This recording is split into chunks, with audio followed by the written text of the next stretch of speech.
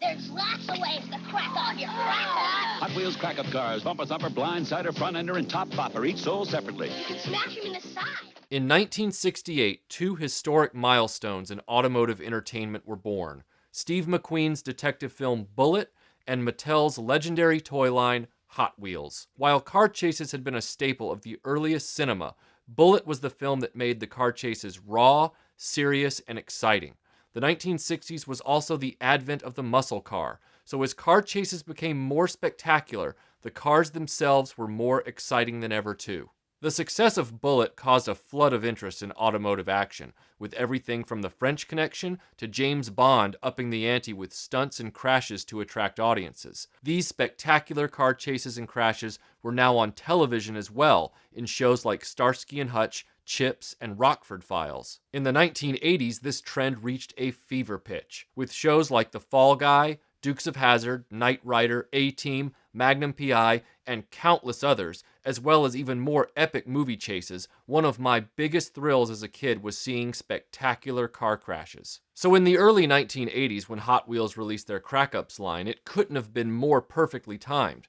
The Crack-Ups line celebrated the awesomeness of crash damage. Using spring-loaded panels activated through pressure impact, the diecast cars had special body panels that would flip around, simulating a damage effect.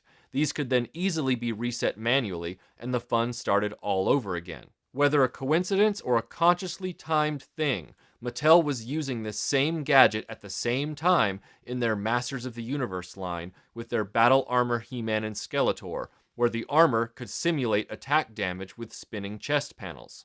As with all Hot Wheels since time began, the Crack-Ups cars could be found in countless color schemes. Each car had a specific damage location: front bumper, rear bumper, side door, and the top of the car. The panel would be activated upon impact with another Hot Wheel, or any solid obstacle. Two of the Crack-Ups playsets were racetracks. While it's true that standard Hot Wheels racetracks intentionally made your cars crash into one another, the Crack-Ups Wipeout and Bash and Smash at least had a theme that justified motivating you to wreck your cars at high speed. But both of these were essentially recycled Hot Wheels racing sets we'd seen before.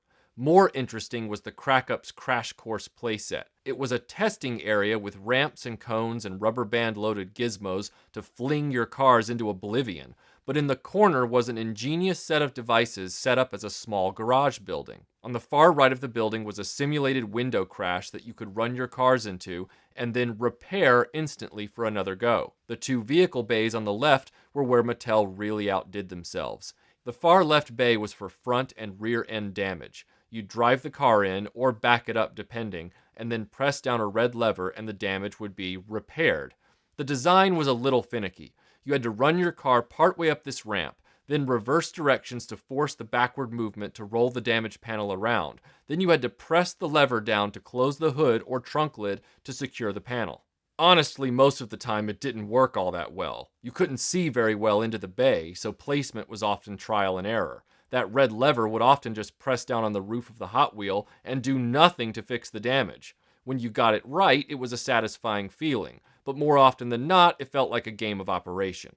This may have worked more easily with the Crack-Ups that had metal hoods. Most of the front and rear damage Crack-Ups had plastic hoods and hatchbacks that didn't hold the mechanisms in place nearly as securely or precisely. The middle bay was a bit more foolproof. The car backed into the bay, clicked into place. The lever lifted the vehicle up alongside the extension that would reset the damage panel.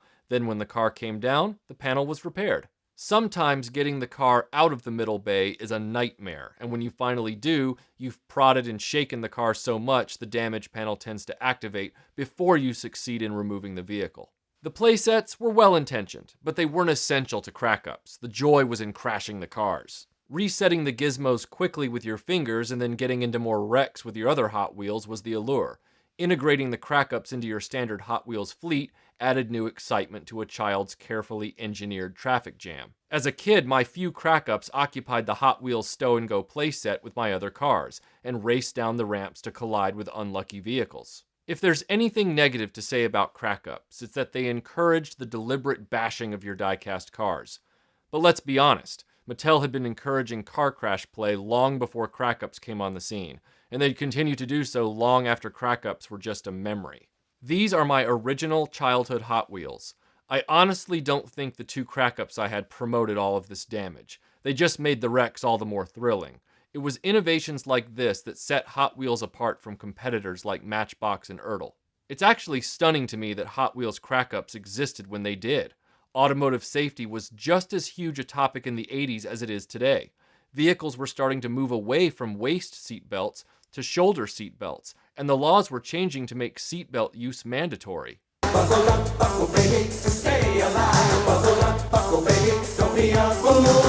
Don't you know, dying ain't cool. I asked my mother what parents thought of Hot Wheels crack-ups back in the 80s, and she said that they didn't see them as glorifying car wrecks.